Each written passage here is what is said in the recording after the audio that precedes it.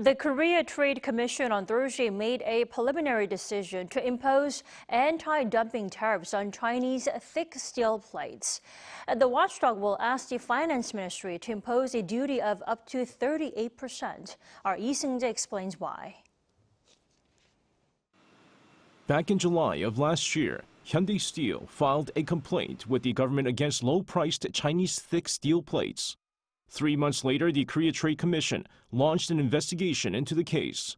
The nation's trade watchdog on Thursday made a preliminary decision to impose anti-dumping tariffs on thick steel plates being imported from China after identifying possible damage to the domestic industry. In its latest recommendation, the KTC will ask the Ministry of Economy and Finance to impose an anti-dumping duty of between 27.91% and 38.02%. The final decision on the levies is expected to be announced 5 months from now. The latest recommendation by the KTC comes amid the Trump administration's decision to impose 25% tariffs on all steel and aluminum imports starting next month.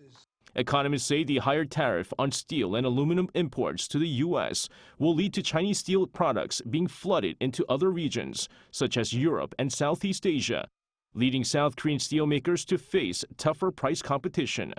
Experts also say the domestic steel industry has been hit hard due to oversupply from China and a slowdown in domestic demand. While the domestic demand for thick plates fell in 2023, the proportion of thick plates being imported from China has increased.